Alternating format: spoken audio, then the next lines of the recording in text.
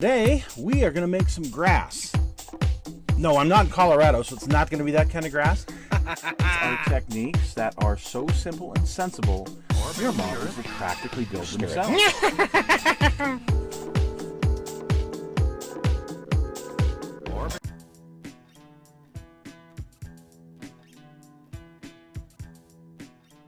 Well, here's the kit out of the bags, and if you saw the piece we did on the kit hoarder stash, we unboxed the whole thing, we went through all the parts, layout, and all that kind of stuff. So here's what I'm going to start with, and I've decided I'm going to paint most of it on the tree, and we'll see how that goes.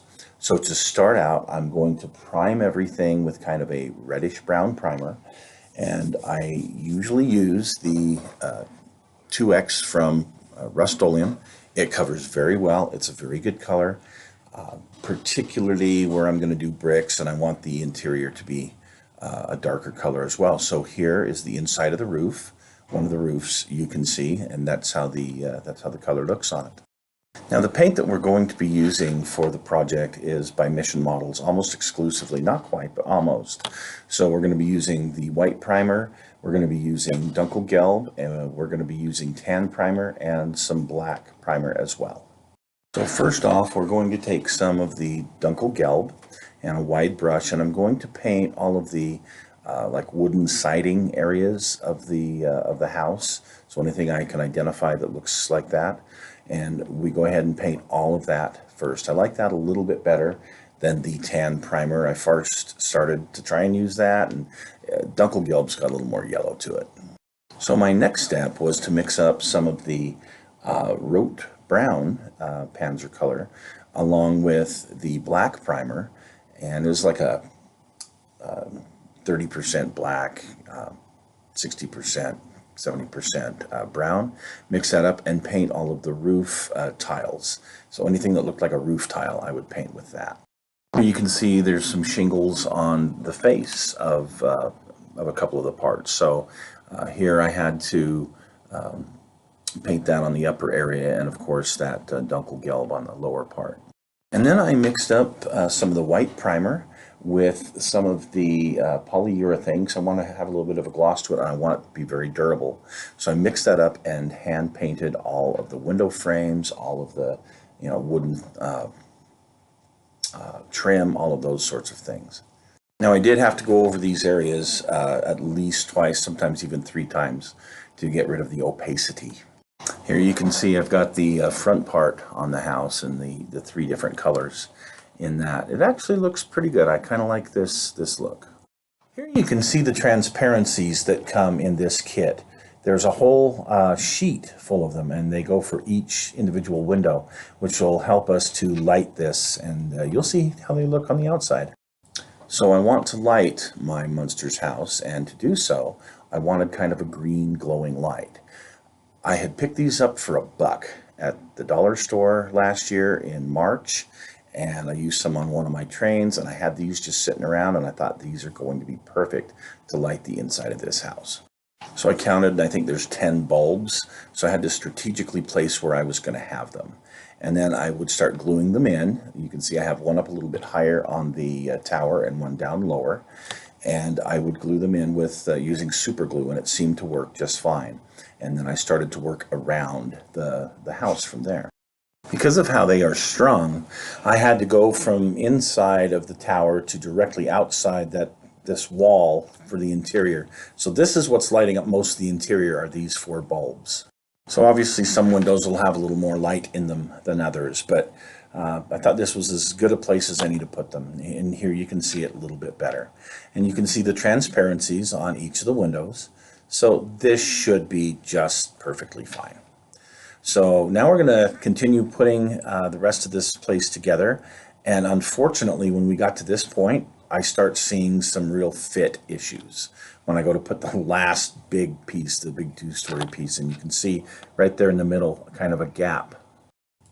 Yeah, definitely some fit issues. If I would have put it together in a different sequence, maybe I wouldn't have had the problems. I don't know.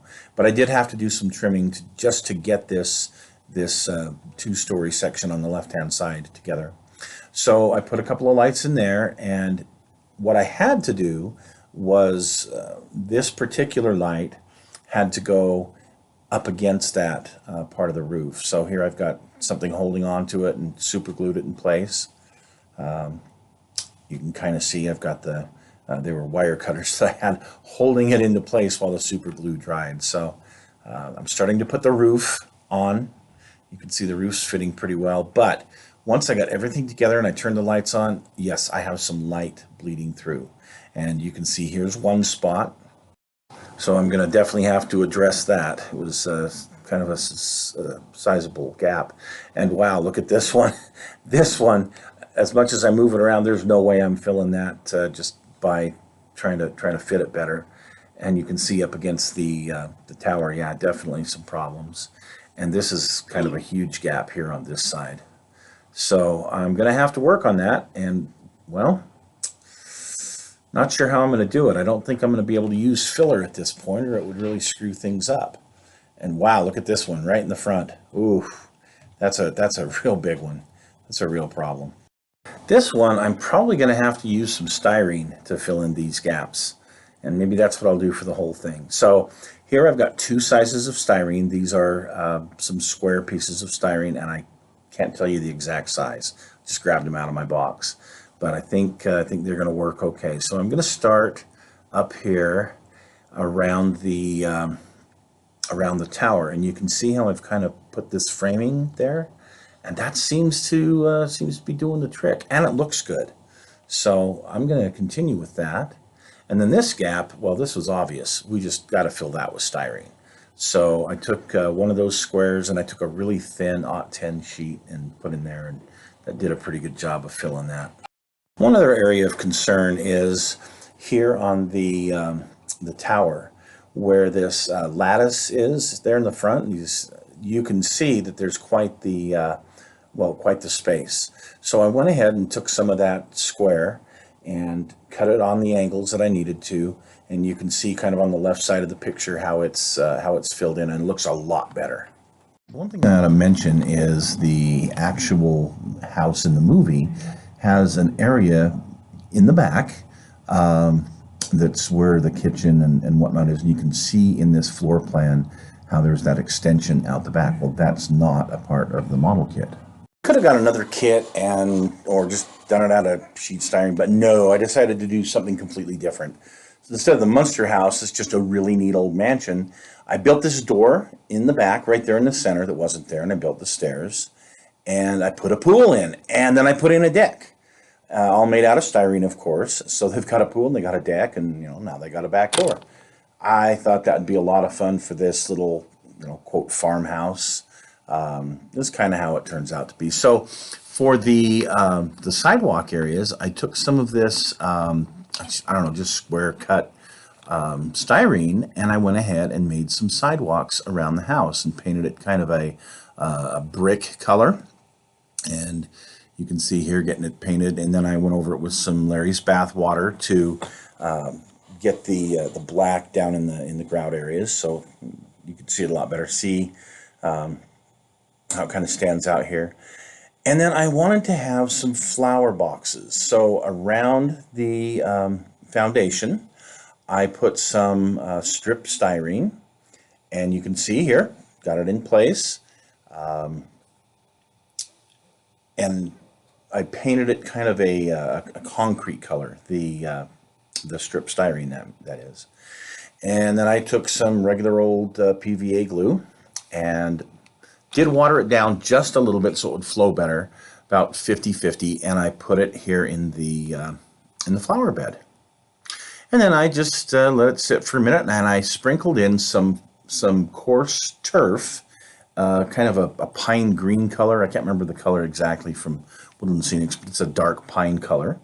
And I put that in there. And then on this one side, took some of the little purple flower mix that you can buy. Knock makes it, and Woodland Scenics makes it. Anyway, I wanted this to kind of look like some irises growing up on that side. And then on this side, I wanted kind of a mixed batch of flowers. So I put some red and some yellow and some orange and just a little bit of purple in there. And I just sprinkled that in amongst the greenery. And you can see how it turned out. Here in the back corner of the house, I went ahead and did some of the purple flowers again, right around a little cabana that I put there for the pool. You know, you got to go out and be able to, you know, get a little bit of shade. So here is the back, all finished. I think it turned out pretty good for a little, quote, farmhouse converted into whatever you want to call it. But I just wanted this in this area on the board, and here you can see the finished product. I built this little garage completely from scratch from some sheet styrene. Figured they needed a place to park, and here's the fence around the front, this wrought iron fence that came in the Mouse Models cemetery. And just some different angles here. You can see one of the big tall woodland scenic trees that I built that I put here in the corner. Thought that was a very appropriate place for that. Here's the backside where it goes up against the shelf part of the layout. You can see there's a little building that I have there. It's like a little switch building or something, and it was perfect for like a garden shed there in the backyard. So, and here you go, the garage one more time. Yeah, I like the way this turned out. Of course, for the green grass, I use some of the turf that I make out of sawdust, and check out my video on that if you'd like to know how that was done. Spread the area with some PVA and then just sprinkled that bright green turf on there, and I think it turned out pretty darn good. You can see off to the left center is that pumpkin patch that I made. We have a movie up about that, how I made the pumpkin patch in like October, November, and I thought that would be kind of a fun little planted area off to the side there.